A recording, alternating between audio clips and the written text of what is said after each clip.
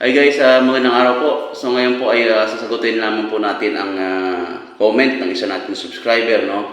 Patungkol pa rin po sa ating license, no? So ang sabi po niya mga 59, pag bachelor's degree ka po ba, but wala pong security guard experience, ay pwede ka po bang maging security officer? Okay. So mga 59, no? Sa bago nating batas, no, ng SOSYA, ay bago tayo maging officer ay kailangan po natin ay meron tayong experience sa pagiging ordinary security guard, no?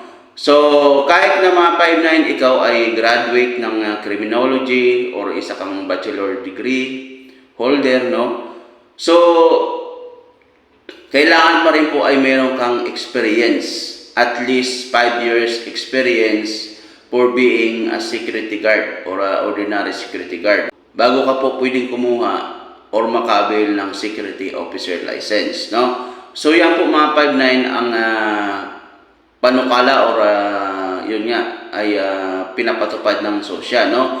So dati kasi mga 5'9", kapag maka 4 years graduate ka lang or isa kang criminology graduate, so automatic pag kumuha ka po ng license ng security ay nire-recommend po nila ay security officer agad. So automatic po 'yon, no?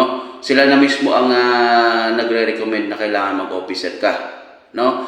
Subalit ngayon mga 5'9" yun na nga, no, ay merong pagbabago dahil nga syempre kung isipin natin iba rin talaga yung meron kang experience for being ordinary security guard bago ka masabak sa pagiging officer kasi siyempre iba naman yung trabaho nun, no? Or iba naman yung halimbawa, iba yung course na natapos mo, din mapunta ka sa security industry. So siyempre, kahit pa paano meron pa ring pagkakaiba, no?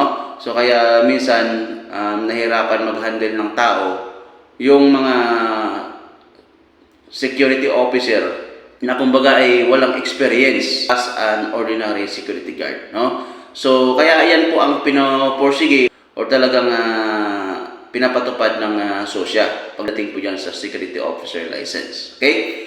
So yun lang mga 5'9", sana ay nabigyan ko kayo ng konting kaalaman, lalong-lalong pa dun sa mga gustong mag-security officer na mga fresh graduate, no?